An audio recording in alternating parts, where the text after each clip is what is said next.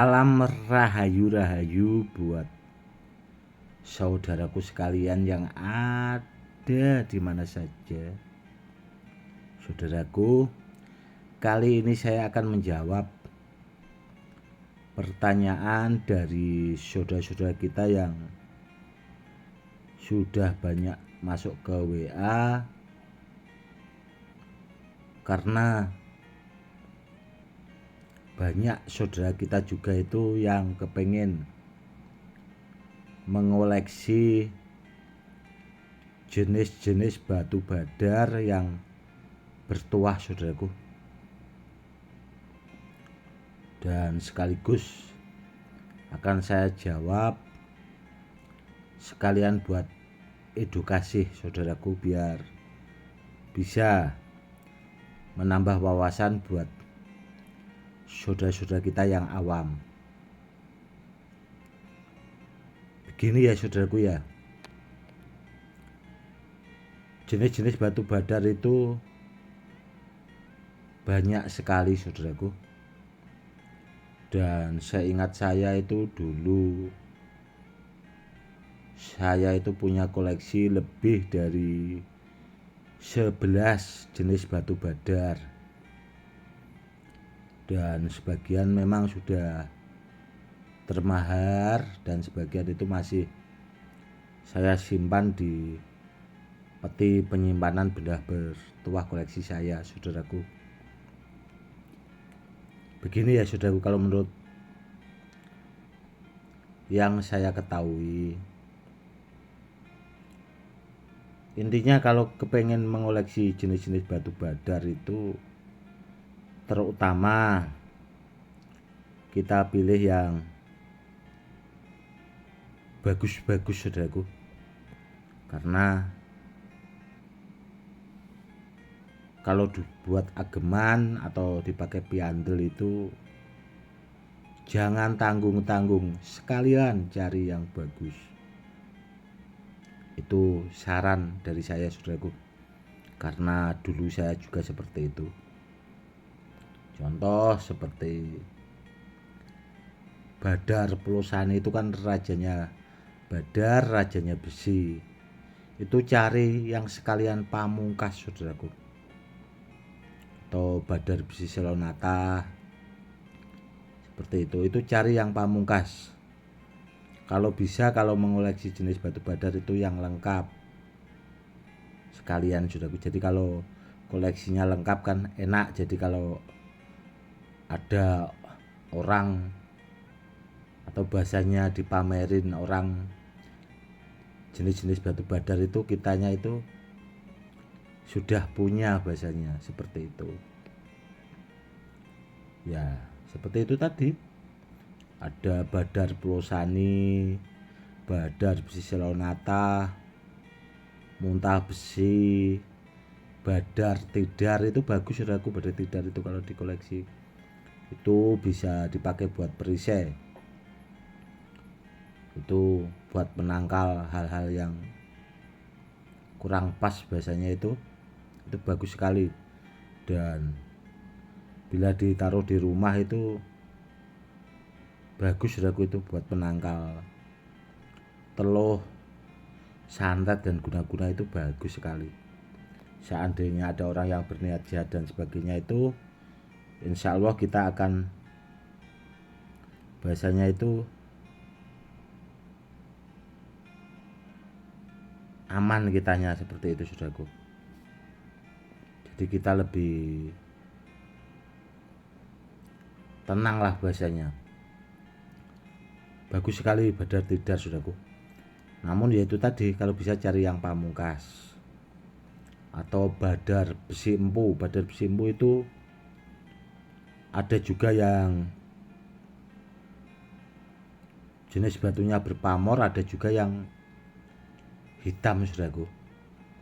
Namun kebanyakan itu yang warna hitam, itu bagus juga dan langka. Atau Badar Misik. Badar Misik itu langka sekali saudaraku kalau Badar Misik. Badar Misik itu kalau cuma di YouTube setahu saya tidak ada. atau di grup-grup Facebook gak bakal ada saudaraku Badar Misik itu. Ya kalau ditanya kenapa kok nggak ada Gus, kan seperti itu kurang lebihnya. Kalau orangnya penasaran. Intinya begini saudaraku, Badar Misik itu barangnya langka sekali. Seandainya ada, itu pasti rata-rata dipakai pemiliknya. Itu aja kalau punya ya saudaraku. Namun kebanyakan kan tidak punya, jadi barangnya memang langka saudaraku. Dulu saya sempat punya beberapa itu, namun sudah termaharkan saudaraku itu Badar Misik. Itu masih ada simpanan gelang itu juga kombinasi saudaraku. Jadi Badar Misiknya itu dia tidak apa ya, semua itu tidak, itu kombinasi, ada muntah besi, Badar Misik itu 3 jenis kalau nggak salah, Badar besi Lonata. Itu gelangnya saya punya satu saudaraku itu yang saya simpan, dan yang nempel jarum itu ada satu juga gelangnya yang dari 3 jenis batu badar. Ya itu saudaraku banyak termaharkan. Karena apa? Karena banyak saudara-saudara kita itu juga yang memari benda bertuah dari saya itu kebanyakan juga kolektor saudaraku. Jadi tidak orang-orang awam. Jadi mereka juga paham benda yang bagus itu yang seperti apa. Apalagi saya buatkan edukasi yang seperti ini. Badar besi itu mau muntah besi atau jenis-jenis batu badar ya saudaraku, itu rata-rata yang langka ya saudaraku. Ini yang membahas yang langka, itu yang nempel jarum saudaraku, itu barangnya langka sekali. Seperti itu kalau jenis batu badar besi itu yang nempel jarum saudaraku yang langka. Namun ada juga yang tidak nempel, itu ada. Dan kalau yang tidak nempel saudaraku ya, itu yang bagus juga ada, namun langka saudaraku. Barangnya juga langka. Namun kebanyakan orang itu kan yang kebanyakan dijual di YouTube atau di Facebook itu, kalau orang-orang itu kan ya seperti itu saudaraku, gelangnya itu seperti itu. Jadi kita juga harus paham kenapa kok gelang saya itu banyak termaharkan, terutama tasbih gelang itu.